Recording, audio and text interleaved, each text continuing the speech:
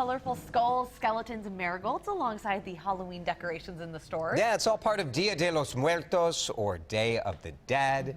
Lifestyle contributor Jasmine Stringer is here to talk a little more about Day of the Dead and its meaning, because this can be a great opportunity for people to really honor loved ones who have passed. Yeah, I think it's a great way for us as Americans, even though Día de los Muertos, you say it perfectly, you must have studied Spanish, is typically a Latino and a Hispanic holiday. Right. I love that culture, but I think it's something that we can incorporate in our culture as we celebrate the lives of our loved ones that have passed away. So what the holiday is, it's Day of the Dead. It's basically 2 days, today and tomorrow, and Latinos, and I'm encouraging us to celebrate the lives of our friends, our family members that have passed away by remembering them in conversations, and then even maybe attempting to learn a little bit about the Latino culture at some of the Dia de Muertos events. Which is you were kind of talking about this morning, Kylie. Yeah, and so that's what I kind of loved about this, is that you were actually bringing out maybe little mementos that just reminded you of that Reminded you of the person. So, for example, I bought a picture of my grandparents, my paternal grandparents. I don't have children, but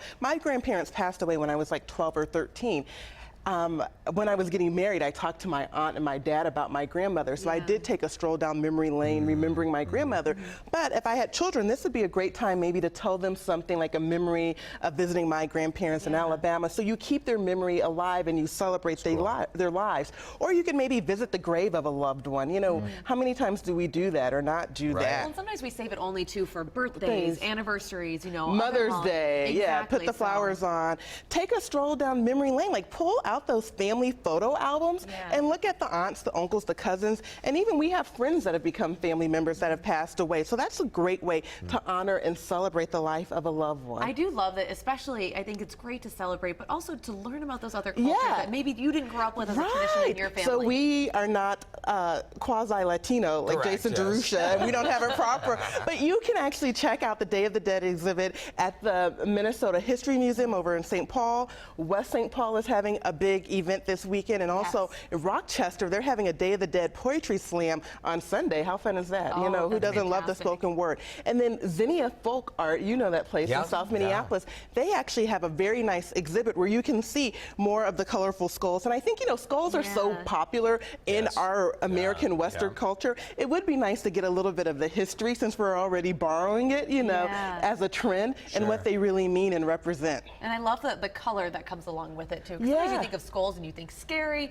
They're not. They're beautiful. Yeah, and I think, you know, it's for me, because I love color, it's a nice way to add some color in your decor and still keep it seasonal before going into the red and green of the Christmas holiday season. Yeah, very cool. And like you said, this weekend on Saturday in the West End there in St. Paul. Yeah, pretty much all day long and pop in, and it's free, so you can go and check out. And if you want to go on a road trip, go to Rochester. Go to Rochester. El Burrito Mercado also has a huge amount of these kind of mementos and the skulls, and so you can check that out. Love it. Really good. Thanks, Jasmine. Yeah, celebrate the life of a loved one over the next 2 days. Yeah, remember them. Beautiful. Love your tips, Jasmine. You can find more of her lifestyle tips and thoughts on seizing the day on her blog, Carpe Diem with Jasmine. Head over to WCCO.com/links and we will get you there.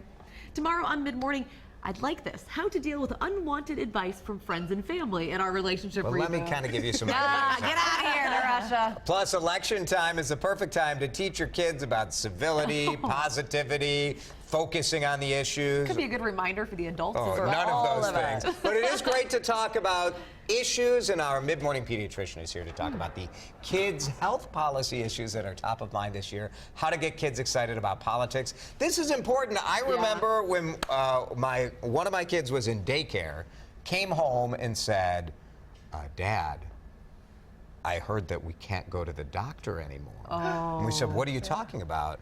And he said, Obamacare is going to take away all that. It's like, it was just what some other kid at school was talking about. Yeah, and at that age. Great opportunity, though, to talk about it and talk about the different viewpoints. You're probably hearing that now, too. Oh, we talk about it a lot.